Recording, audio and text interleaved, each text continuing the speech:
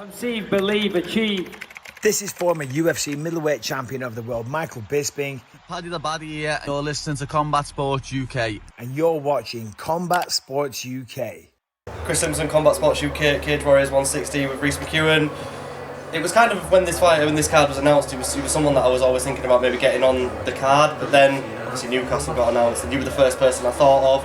Yeah. About 2 months away from Newcastle now. How excited I am. You just buzzing to get, obviously your last fight fell through because of your staph infection, which was gutting for you. Yeah. You just buzzing to get back in the cage now. Yeah, obviously 8 weeks tomorrow. As soon as Newcastle got announced before I fought in Cardiff, I thought that's the show that I'm going to be on. But I was kind of hoping for a Scotland, Glasgow show, but straight after I fought in Cardiff, I was told I was on the Newcastle card, so again my mind switched to 25th November in Newcastle, and now sitting here in Manchester, this is a visualisation process for me. I'm sitting cage side, watching the events, thinking I can't wait for it. Definitely. Obviously, we'll just go straight into it because it's the thing that everyone wants to know. It's the thing that everyone's talking about. It's probably one of the biggest stories in Cage Warriors at the moment. Obviously, the potential you versus Nathan Fletcher fight. Yeah.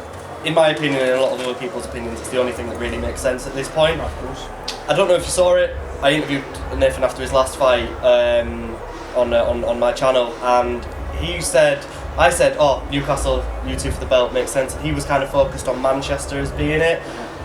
Do you think this could be one of those kind of potential matchups that goes so far into the future as one of those what if, or do you think you two are definitely going to fight in the coming few events? I tell you what though, we're not fighting. It's not for lack of me trying. Right, I've tried to make this fight happen in Newcastle, and if you offered me a title shot, I could have easily fought in this card. I could have 100% pushed for this card. But I was told, you're going to fight in Newcastle, wait out, and again, I trust the time, I trust the process, I trust the patience. I tried to make this fight happen for Newcastle. We could be sitting in this interview.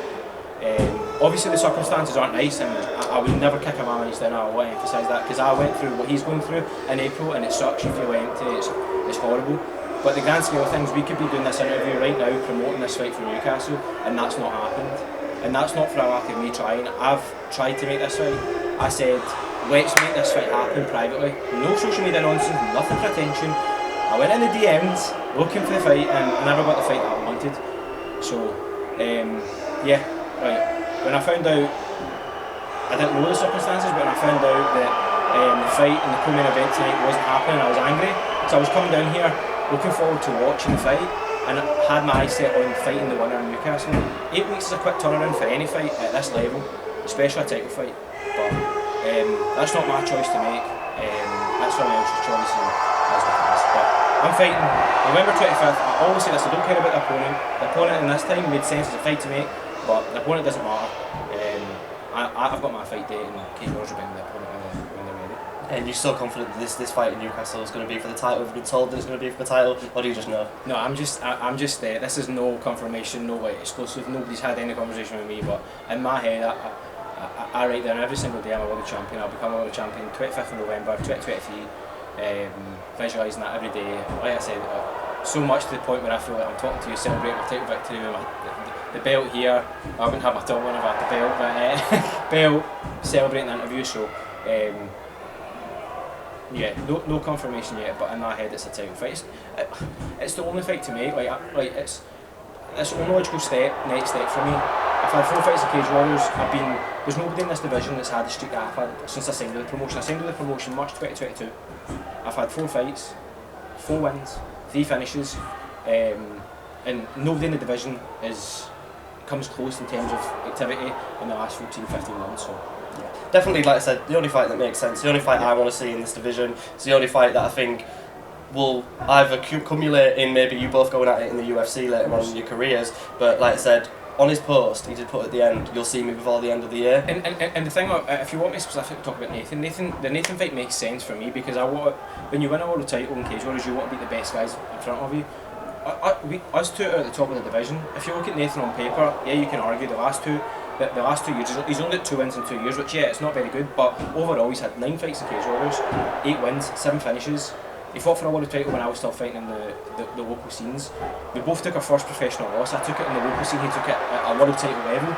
It's a guy that I want to go and beat. It's a name that everybody talks about. You beat a guy like that, he tells everybody that he's world class, he's better than this level, and he's a world class fighter, blah blah blah. You beat a guy like that, then, well, you're ready for that next level. So in terms of titles, it's a guy that I want to win a title over. But if he's not ready, give me the guy that he was going to fight, because if you're going to turn down a title fight for November to fight someone else, that must have been a pretty big fight. And Nathan's always telling us he's fighting great guy after great guy after great guy. This guy has a winning record. He's challenged Olivier, his teammate. He was definitely going to be a heavy favourite for the fight, but if he's not available, give me that guy. Yeah, can't wait for it. And obviously next year, I know you like to envision things. Is some of the UFC going to be next year? Because it seems inevitable for you. You've got a load of fans behind you, a load of hype. Everyone's watching you. Do you think that's kind of the next step after you win that Cage Warriors gold? Yeah, we'll win the Cage Warriors title, and then what we're doing in this season, we're going to do it in the UFC. So we're just going to keep growing. My skill level's going to keep growing. The sport's going to keep growing. The circle's going to keep growing. Everything's just going to go. But again, in my life, every day I'm just trying to be better than I was the day before. And take my career to the next level. So the next step, I'm not focusing on anything else. 8 weeks Saturday, this is not me breaking any breaking news, but I'm just saying, in my head, I'm fighting for the title against the opponent. Who cares? It doesn't matter. I'm training for 5 fights. I'm training to get that world title over my shoulder, round my belt, I say belt on my head, round my stomach. So not looking by that, but that's what's next in my head. That's my head. Win the belt and then UFC. Yeah, well, buzzing. I can't wait to be there, mate. Thank It's you going to be so spectacular. much. Thank you.